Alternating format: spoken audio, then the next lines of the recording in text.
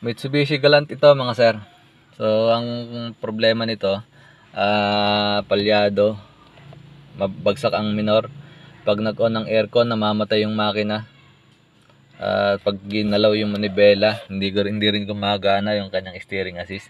Basta ginalaw mo yung manibela, bumabagsak yung minor.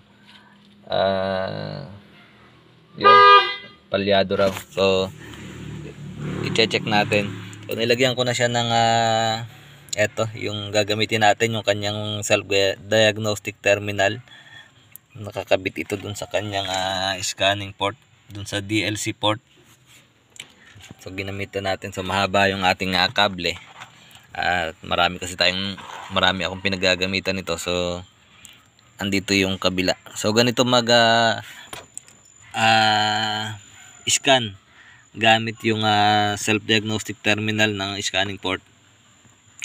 Ididikit natin sa body ground at magbibilang tayo ng fault code. So may video na tayo nito dati sa ating Reels video kung paano magbilang ng trouble code. So ulitin ko lang yung pagbilang ng trouble code, yung 1 long plus equivalent to 10, 1 short plus equivalent to 1.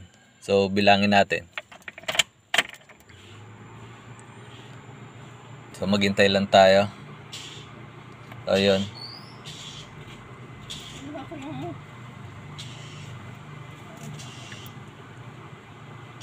So ulitin natin. 1 long plus 2 short plus. So ang error code niya mga sir ay error code 12. So yung error code 12 mga sir dito sa Mitsubishi Galant na ito, 4D63 engine, ay airflow sensor. Yung kanyang mass airflow sensor. So puntahan natin yung kanyang ito yung sinasabi ko mga sir. So ito yung mass airflow, itong unit na ito. So base rin sa aking experience mga sir, itong mass airflow sensor ay hindi ganun kadali nasisira, o hindi pangkaraniwan na nasisira.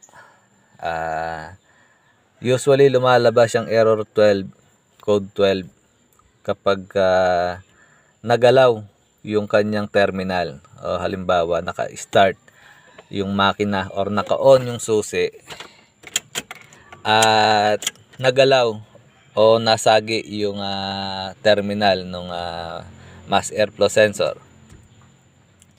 So ang una kong gagawin dito mga sir, para hindi naman tayo pabigla-bigla, i-delete muna natin yung fault code, yung error code. So gamit tayo ng 12mm box wrench. So ang pag-delete mga sir ng error code ng ganitong model, tinatanggal lang itong battery terminal. So tinatanggal lang ito for at least mga 20 seconds. After 20 seconds, ibabalik na natin yan at i-check natin kung nawala yung fault code. So kung di na bibigay ng code dito sa check engine illuminator. So mga sir, kapag bumalik muna tayo dito sa loob. So mga sir, kapag walang fault code ang ating sasakyan, magtutuloy-tuloy yung flash, sunod-sunod na mabilis. So i-check natin mamaya pagkakabit nitong so mga siguro ay lumampas na ng 20 seconds.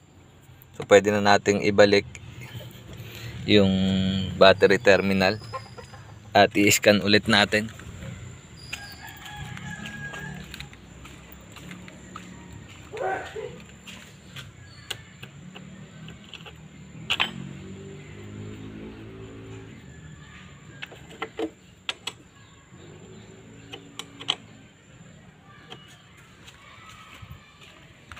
So ganun ako mag manual delete mga sir ng fault code. So ikakabit ulit natin yung kanyang jumper cable.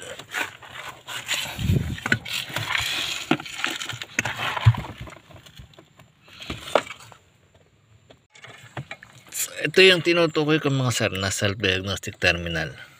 So sa ganyang position, hindi naman kayo magkakamali dyan kasi iba yung hugis nitong terminal, itong port na ito, itong scanning port na ito. So ito yung self-diagnostic terminal mga sir. Ito yung ididikit natin sa body ground. Sabi naman yung masikip.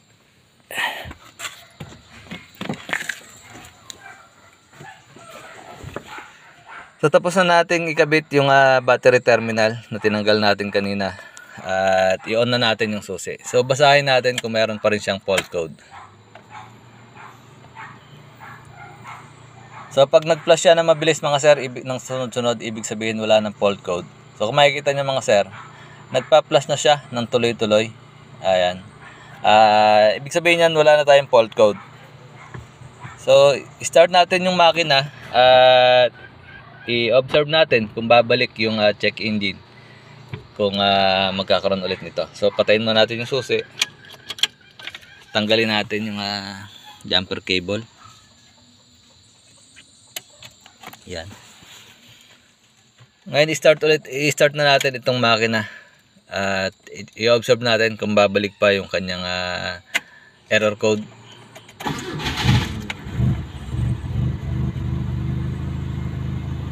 So ayan, maganda na yung andar niya, hindi na malikot yung idling. So nung dinala ito ni sir dito, masyadong malikot yung kanyang RPM at bagsak, nasa mababa sa 500, nasa mga 600 RPM siguro. So tingnan natin, subukan natin i-rev.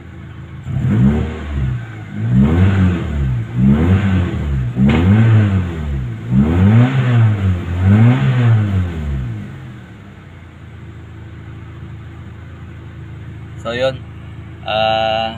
maganda na, hindi na siya palyado, hindi na siya makatal, hindi na rin malikot yung RPM. So subukan natin buksan yung aircon mga sir. So yun, pagbukas ng aircon, tumaas na yung idling niya.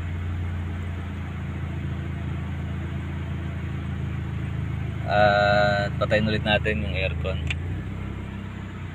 So normal, tataas ng kaunti at babalik.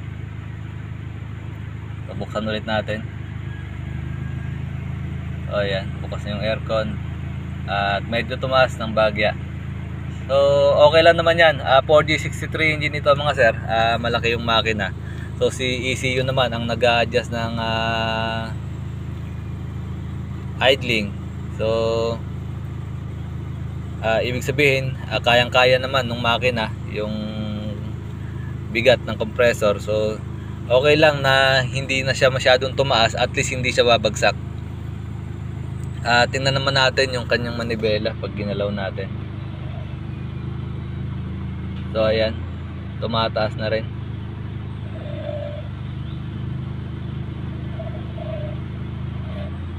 So gumagana na rin yung steering assist mga sir.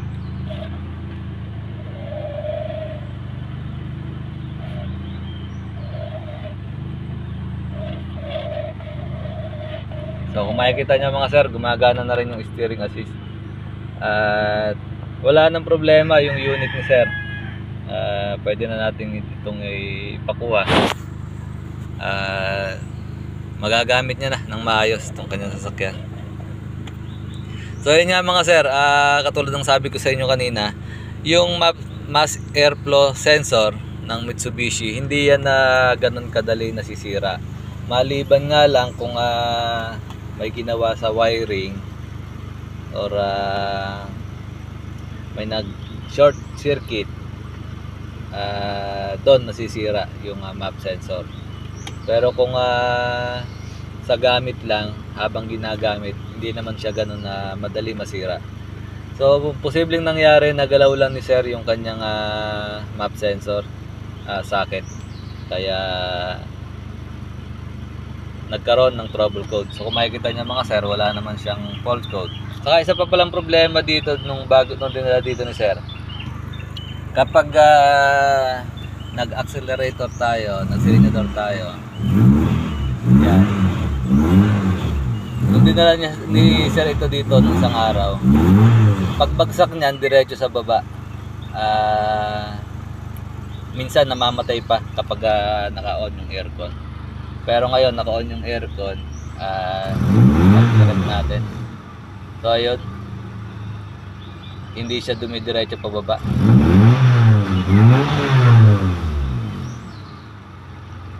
So ayun.